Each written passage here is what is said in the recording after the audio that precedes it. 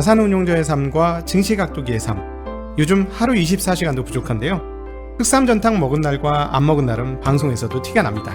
잃지 않는 건강 흑삼전탕. 자, 오늘도 한 포 마시고 시작하겠습니다. 도기마을 분들도 이제 흑삼전탕으로 설계하세요.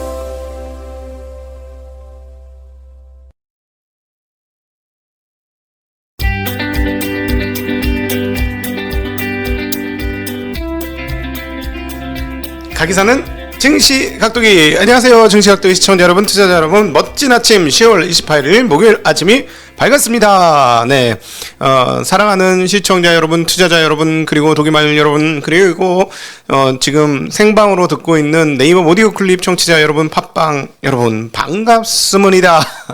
네, 멋진 아침이 밝았어요. 자, 기업들의 실적 발표가 본격화되면서 실적 발표에 따라서 대응이 조금씩 다르게 나오는 재미나는 흐름입니다. 한국도 실적 발표가 나오면서 한국 시장이 얼마나 싼 시장인지를 드러내기 시작하고 있어요. 이제 서서히 실적 발표들이 잘 나오는데 보니까 자신 있는 애들이 조금 일찍 발표를 하네. 보니까 안 그러면 11월 15일까지 기다렸다가 발표를 할 건데 자신 있는 놈들은 먼저 발표를 하고 있다는 거. 그래서 지금 실적 발표가 나오는 것들 잘 보시라는 거. 지금 실적 발표하는 애들은 조금 자신이 있다라는 애들이고요. 자신이 있다라는 건 주가가 싸다는 얘기예요. 그렇죠? 그러니까 그런 흐름들을 좀 잘 챙겨보시면 좋을 것 같습니다. 자, 오늘 미국 시장도 실적에 따라 얘네는 되게 웃겼는데 자동차 회사들이 실적이 예상보다 한 2배씩 많이 나왔어요. 그런데 어떻게 됐어요? 주가는 빠졌습니다. 포드 2.7% 빠졌고 GM도 5%나 빠졌어요. 실적이 좋았음에도 불구하고. 근데 왜 이랬을까요? 여전히 반도체 공급이 만만치 않다라고 얘기하면서 포드 같은 경우는 23년 정도까지 반도체 적체가 풀리지 않을 것이다 라고 언급을 했습니다. 이런 부분들이 미래에 대한 전망치를 낮추면서 이렇게 그 주가를 오히려 떨어뜨렸죠.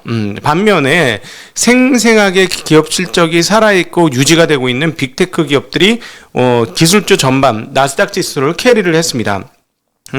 마이크로소프트가 무려 얼마가 올랐어요? 4% 올랐고 4.2%. 그 다음에 알파벳 4.96%. 와, 정말 대단합니다. 이렇게 큰 회사들이 이 정도까지 땡기나? 엄청난 캐리를 하면서 기술주 전반 다른 칩 주식들 이런 거 전부 약세였는데 반도체 주식 지수는 1% 가까이 빠졌어요. 그럼에도 불구하고 전반적으로 캐리를 하면서 나스닥을 버티게 만들었다. 반면에 다른 주식들은 실적이 좋았음에도 불구하고 향후에 대한 생각들로 인해서 떨어지면서 다우하고 S&P는 떨어졌고, 그 다음 특별히 러셀 2000 소형주들이 모여있는 러셀 2000은 더 많이 떨어져서 1.58%나 떨어지는 그런 흐름들을 보여주었습니다. 그러니까 지금 아마 그 미국의 기업 실적들 발표를 하는데 전반적으로 좋긴 좋은데 큰 회사들이 좋고 조금 작은 회사들은 생각보다는 그렇게 썩 좋지는 않은 모양이에요. 그리고 전망이 조금 꺾이든가 이런 것들 3분기까지는 좋은데 전망이 좀 꺾여서 약간 실적의 피크아웃 그 분위기가 좀 미국 시장에 있는 듯 합니다. 자, 그러나 어쨌든 오늘 그거보다 더 중요한 거는 채권 시장에 있죠. 채권 금리 살짝 강하게 얘기하면 난리 났습니다. 채권 금리가 난리 났는데 바로 9월 달에 보는 듯한 모습이 다시 한번 나타났어요. 뭐냐? 장기물은 급락, 단기물은 급등하는 그런 흐름들을 보여줬는데요. 자, 이렇게 되는 것은 이제 곧 있을 11월 FOMC 회의가 있죠. 11월 4일, 5일? 네, FOMC 회의가 있는데 그 FOMC에서 테이퍼링 할 거야 라고 지금 시장은 확신하고 있는 것입니다. 특별히 채권 시장에서는 훨씬 더 그랬고요. 또 하나 재미난 포인트 중에 하나는 뭐요? 유가가 드디어 떨어졌어. 유가가 드디어 떨어져. 야, 근데 그동안에 정말 어제 우리 오후장 그 중국 시장에서도 언급을 했습니다만 난리도 아니죠. 지금 중국 애들이. 가격 통제 뭐라 그랬어요? 니들 어떻게 하는지 딱 보고 있어. 이렇게 얘기했어요. 딱 보고 있어. 그 메커니즘에 문제 있는 놈들 다 조질 거야 라고 얘기했습니다. 그러고 나서 원자재 가격이 타격을 받기 시작했는데 마지막까지 버티는 누구예요? 유가였어요. 다른 애들 다 죽어도 내가 큰형인데 뭐 걱정하지 마 이러고 인플레이션을 캐리한 남자 유가 WTI. 그의 이름은 WTI. 예. 인플레이션을 캐리를 했는데 드디어 이게 꺾였어요. 이 부분도 채권 시장에 연결이 되어 있습니다. 예, 이 부분까지 한번 살살 풀어보도록 하죠. 자, 일단 뭐 중국의 전방위적인 가격 통제 흐름들이 원자재 가격을 떨어뜨린 거는 맞습니다만 또 하나의 뉴스가 있어요. 이건 한국하고도 연계된 되게 중요한 뉴스다라고 말씀드렸는데 뭐예요? 이란이 공표를 합니다. 뭐라고요? 우리가 11월 말까지는 핵 협상으로 복귀하겠다. 응? 협상으로 다시 복귀하겠다라는 거죠. 그건 무슨 말이에요? 그 이면에는 이제 드디어 미국으로부터 협상을 하고 난 다음에 우리는 핵무기 포기하고 그 다음에 그 유가 체제, 그 경제 제재도 끝내고 그 다음에 그 유가 시장으로 석유 시장으로 다시 들어오겠다라는 얘기죠. 이것이 유가를 떨어뜨린 동인도 강력한 동인이 되었다라고 볼 수 있고요. 이렇게 이제 유가가 떨어지니까 뭐에 대한 기대 심리가 떨어져? 뭐에 대한 기대 심리가 떨어져? 인플레이션, 그죠? 인플레이션에 대한 기대 심리가 떨어지면서 자, 채권 금리가 급락을 했습니다. 10년물 금리가 얼마였어요? 여러분 기억하시죠? 1.6 블라블라였어요. 그죠? 그리고 심할 때 1.7이었어요. 그죠? 1.6 중간중간이었어. 근데 지금 얼마? 1.5예요. 장중에 1.52까지 떨어집니다. 1.5%. 자, 그 다음에 30년물도 거의 10bp, 0.1% 정도 떨어져서 이게 얼마였어요? 2. 블라블라블라 이거였잖아요. 근데 지금 1.96%로 금리가 떨어졌습니다. 반면에 2년물은 4bp 이상 금리가 상승하면서 이거 4bp 커요. 2년물은 왜냐하면 기본적으로 0.4%에서 4bp가 오른 거니까 0.4%라는 건 40bp 대여서 4bp가 올라갔으니까 10% 정도가 금리가 튄 거죠. 그죠? 그래서 0.5%대로 지금 진입을 했습니다. 자, 이거는 종합하면 뭐냐? 11월 테이퍼링 하네. 오케이. 그리고 테이퍼링만 해? 아, 금리 인상 한번 하겠네. 내년에 금리 인상 한번 할 거야. 라는 것을 반영하기 때문에 단기물이 금리가 이렇게 올라가는 거죠. 2년물 금리가 이제 금리 인상, 이번 테이퍼링 하고 나면 여기서 떨어지지 않고 금리가 조금 더 오를 수도 있어요. 근데 언제까지? 아, 금리가 오를 거야. 라고 확신하는 데까지 가면 이게 한 0.7이나 0.8까지 오를 겁니다. 그런데 지금 연준에서 계속 얘기하고 있는 건 뭐냐면 채권 시장은 이렇게 생각했어. 뭐 지들이 그렇게 생각한다는데 뭘 어떻게 할 거야. 그지? 그런데 미국 연준에서는 뭐라고 하고 있냐면 테이퍼링과 금리 인상은 달라. 그리고 상당히 매파적인 얘기를 하시는 분들조차도 금리 인상은 지금의 인플레이션이 계속되면 금리 인상은 해야 되긴 하겠지만 지금의 인플레이션 좀 봐야 될걸? 계속될진 잘 모르겠는걸? 하는 게 지금 중론이에요. 중론.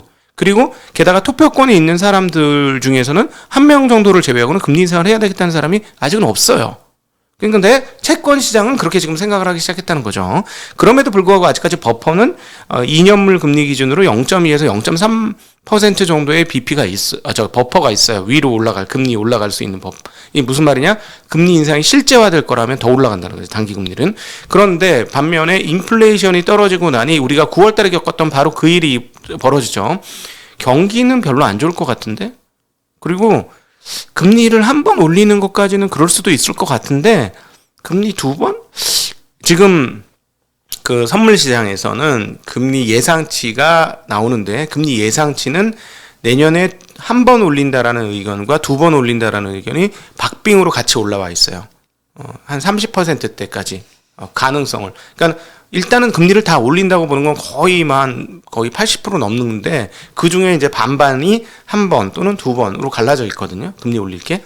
근데 어쨌든 지금 오늘의 시장 분위기는 뭐냐면 너희들 금리 한 번까지 올린다는 건 오케이 하겠는데 내가 보니까 2번, 3번, 4번 올릴 수 있을까? 경기 안 좋아서 금리 올리면 경기 조질 텐데. 그렇지.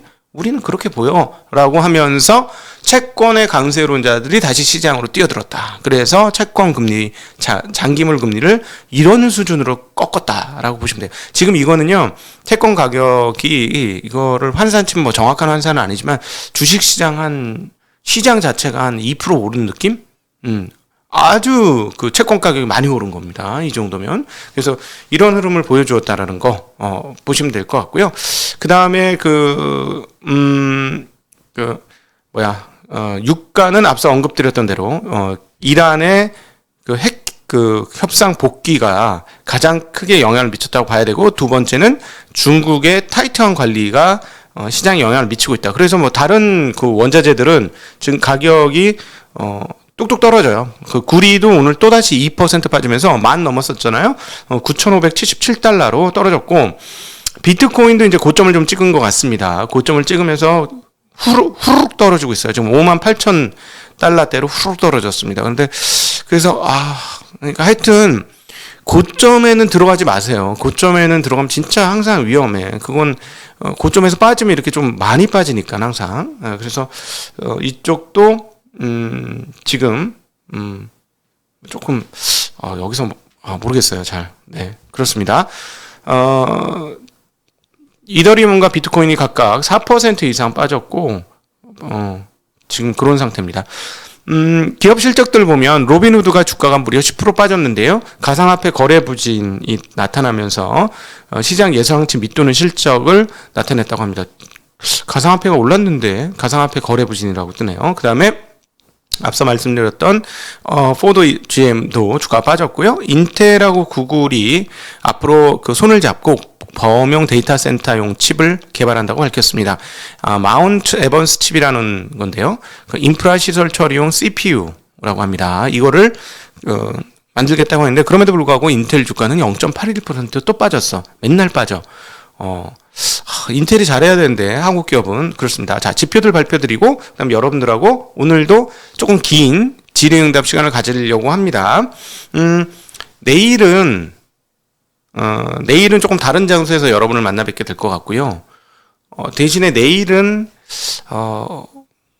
저한테는 뭐 조금 그 의미 있는 제가 하늘의 뜻을 알게 되는 그런 날이기 때문에 제가 하늘의 뜻을 안 제가 여러분들과 함께 그 라이브 토크를 조금 해보려고 그래요. 토크라기보다도 그 질의응답을 조금 많이 가져볼 예정이에요. 내일은 그래서 주변에 그 많은 그 수많은 그 도탄에 빠진 중생들을 모시고 오십시오. 그래서 내일은 여러분들과 찬찬히 여러분의 질의에 대한 응답을 좀 찬찬히 한번 가져볼 수 있도록 그렇게 하겠습니다. 자, 그 미국 상무부가 9월 내구재 수주 실적을 발표했는데요. 전월 대비 10억 달러가 줄어든 2,613억 달러라고 발표했습니다.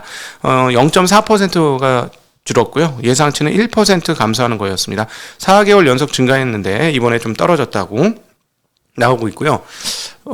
이제 9월 이후로 지원금이 없어졌잖아요. 그래서 다음 달도 어떻게 될지 궁금한데 내구재 수준은 다음 달도 좀 꺾이지 않을까요? 그런 생각을 해보게 됩니다. 그 다음에 3분기 GDP 성장률 예상치가 막 나오고 있는데요. 연율 3.0% 상승할 것으로 지금 예상하고 있습니다. 그런데 전분기는 얼마였어요? 6.7%였죠. 야, 미국 같은 나라에서 분기 그 연율 성장률이 6.7%가 나와? 그래서 놀랬는데 정상화되는 거죠. 이것도 앞서 채권 금리를 떨어뜨리는 요인이 되고 있는 겁니다. 그러니까 앞으로 미국의 성장률이 옛날 수준으로 돌아간다. 옛날 수준으로 돌아가니까 계속 성장률이 좋아서 인플레이션 같이 하면 성장률이 좋기 때문에 금리를 높게 형성된다는 건 말이 안 돼라고 채권 시장은 생각했다라는 것이죠. 자, 그리고 그 금요일 날 중요한 근원 PC 가격 그 지수가 나오는데요. 예상은 0.2% 정도 상승하고 같은 기간 대비 전년 동월 대비는 한 3.7% 정도 상승할 것으로 예상합니다. 이것도 만약에 꺾어진다면 인플레이션에 대한 기대치가 상당폭 줄어들게 된다는 거. 그렇게 되면 그때는 어떻게 돼요? 연준이 얘기한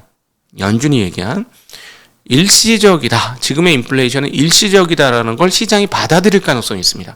받아들이게 될 가능성이 있어요. 그러면 어떻게 되죠? 그 다음 말도 받아들이게 되죠. 즉, 테이퍼링은 하되, 금리 인상은 약간의 시차를 두고 하겠구나라고 생각한다면 사실상 주식시장 입장에서는 다시 한번 골디락스 상황으로 가게 된다는 거예요.